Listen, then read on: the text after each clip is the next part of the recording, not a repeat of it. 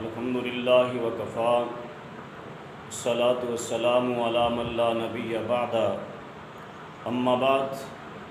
فاعوذ باللہ من الشیطان الرجیم بسم اللہ الرحمن الرحیم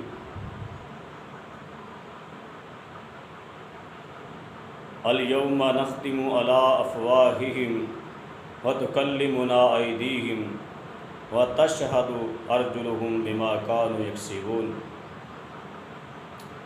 حضرات و حاضرین مجلس، معززین کرام، اللہ رب العالمین کی حمد و ثنا کے بعد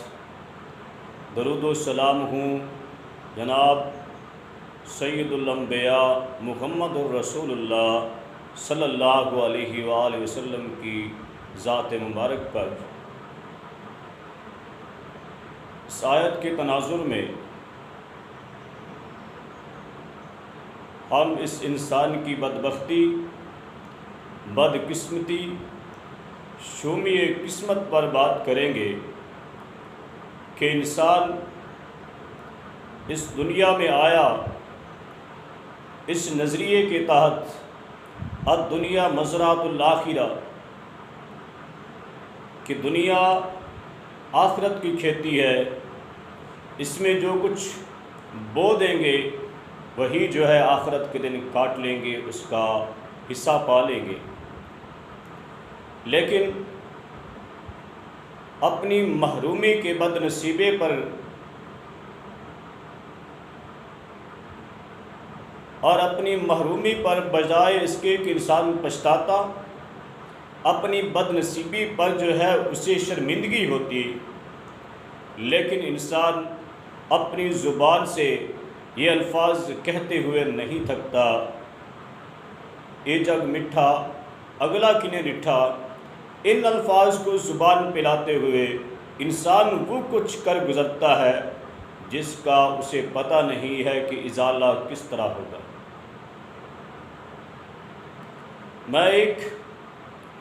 ایسے انسان کی داستان آپ کے سامنے رکھنا چاہتا ہوں کہ جو انسان اللہ کی عدالت میں کھڑا ہوگا،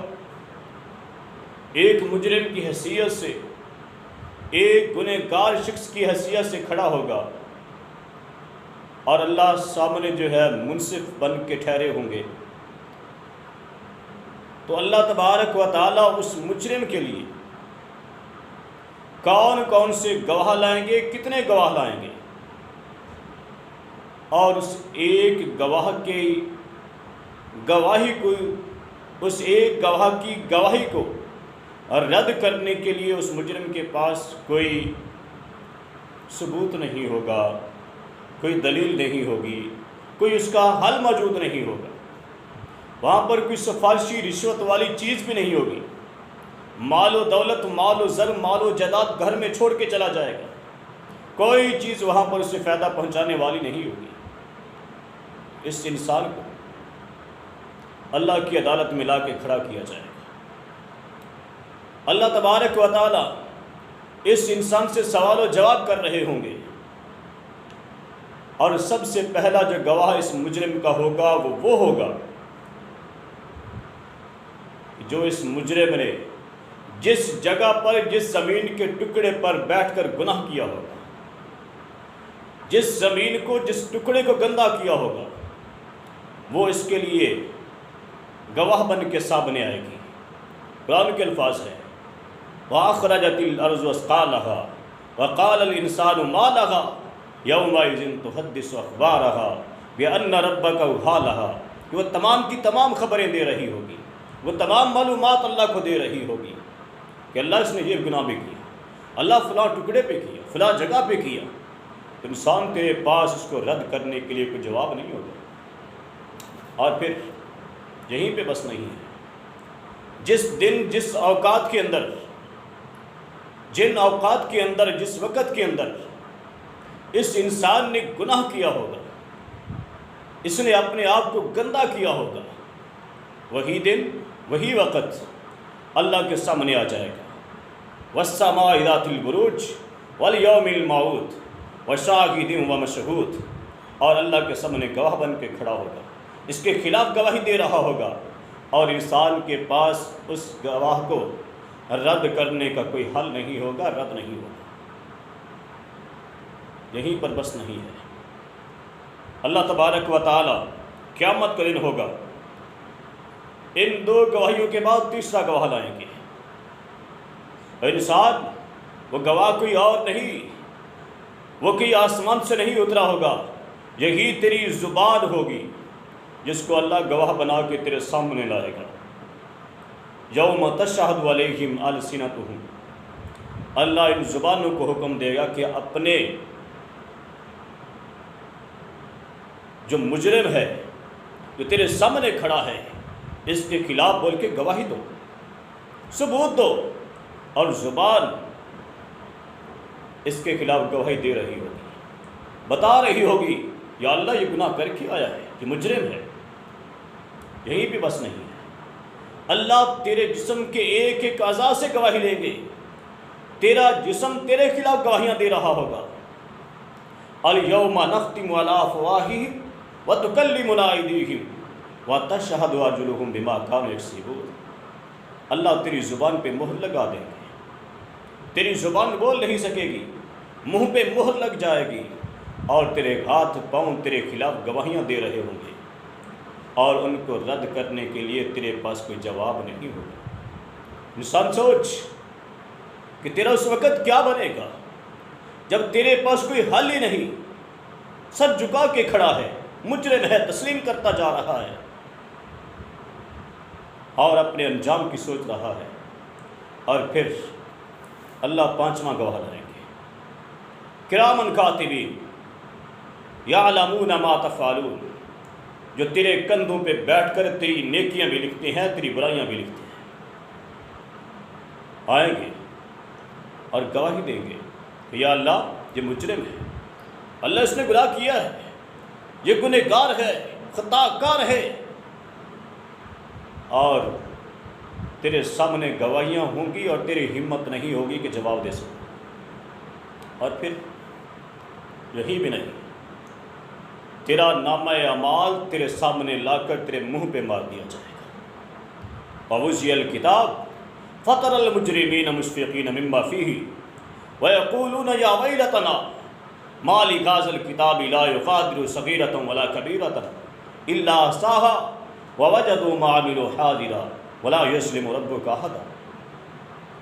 تیرا نامہ اعمال تیرے سامنے حاضر ہوگا اور تو دیکھ رہا ہوگا، اپنی آنکھوں سے دیکھتا ہوا، پچھتا سکتا ہے، کر کچھ نہیں سکتا، اور کہے گا یا اللہ اس نامہ اعمال کو کیا ہو گیا، اس نے نہ کوئی چھوٹی برائی چھوڑی ہے، نہ بڑی برائی چھوڑی ہے، نہ چھوٹا گناہ چھوڑا ہے، نہ بڑا چھوڑا ہے، لا یغادر صغیرۃ ولا کبیرۃ الا احصاها، اللہ سارا کا سارا جو ہے درج کر رکھا ہے، شمار کر رکھا ہے، ووجدوا ما عملوا حاضرا ولا یظلم ربک احدا، یاد رکھ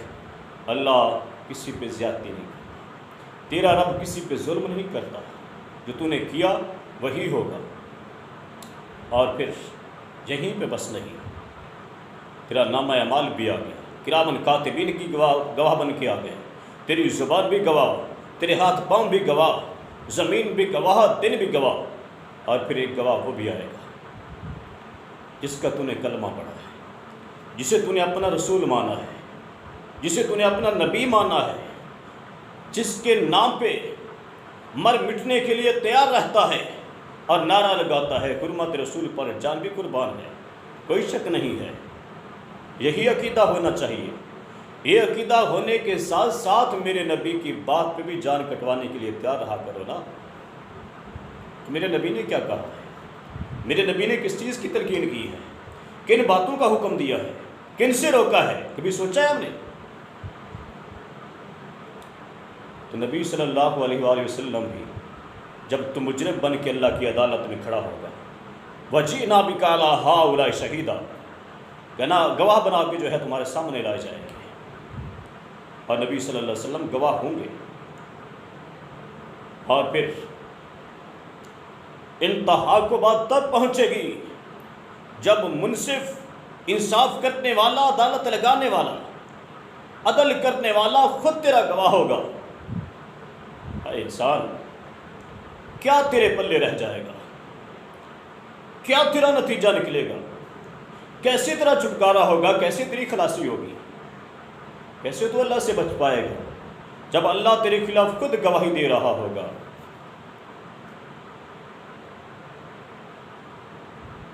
وما تعملون